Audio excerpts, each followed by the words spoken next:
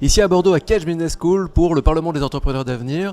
Et je suis avec Nicolas Thierry. Bonjour Nicolas. Bonjour. Vous êtes vice-président de la région Nouvelle-Aquitaine. Et vous venez de participer à un débat autour d'une question assez vaste. Comment produire mieux pour vivre mieux? Vivre mieux, c'est le thème de ce Parlement. Alors moi j'ai une question très basique, très fourre-tout. Vivre mieux.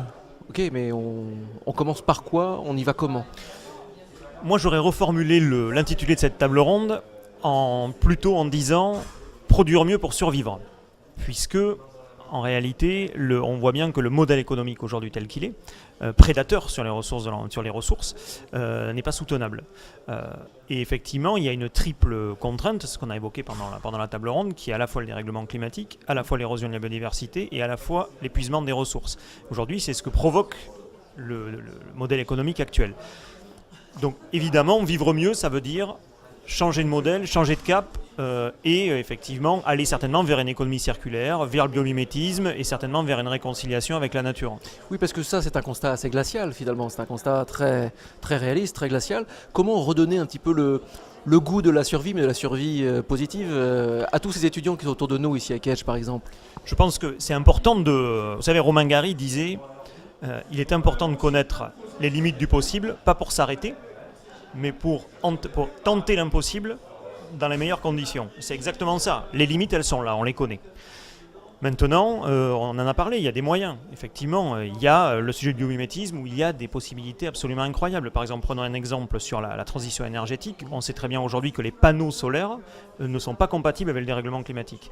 Parce qu'au-delà d'une certaine température, leur production baisse. Et bien, la solution va venir d'un petit papillon qui s'appelle le morpho, en Amazonie.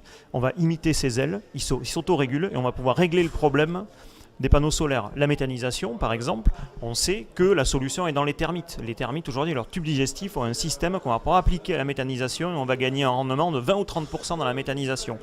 Ça implique que l'on considère la nature comme une bibliothèque et non plus comme des ressources inépuisables dans lesquelles on peut puiser, mais comme une source inépuisable de connaissances. Donc c'est un basculement culturel, et ça c'est une source d'espoir. Et on en revient à un point clé pour vous, vraiment un point de votre mandat j'imagine, une nouvelle politique d'éducation à l'environnement.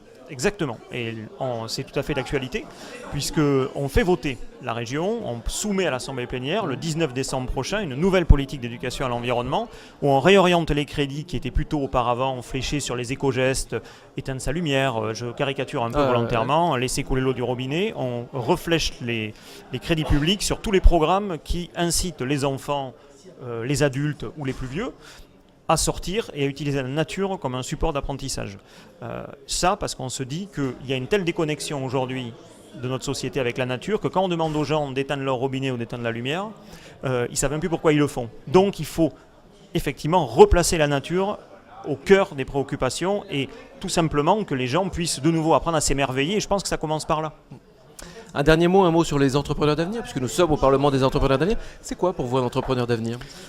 Pour moi, un entrepreneur d'avenir, c'est un entrepreneur qui tient compte du bien commun. C'est un entrepreneur qui arrive à modifier son modèle économique, il faut qu'il soit rentable évidemment, mais qui arrive à limiter ses externalités négatives. C'est-à-dire qui prend en compte le sujet du dérèglement climatique, le sujet de la biodiversité et l'épuisement des ressources. Puisqu'on sait de toute façon, c'est aussi une question économique, que toute entreprise qui aujourd'hui n'intègre pas dans son modèle l'impératif écologique, demain est condamné. Donc un entrepreneur d'avenir, c'est un entrepreneur qui est un entrepreneur en 2016 et qui prend les considérations de son temps, en tout cas qui les intègre dans ses préoccupations. Merci beaucoup Nicolas. Merci.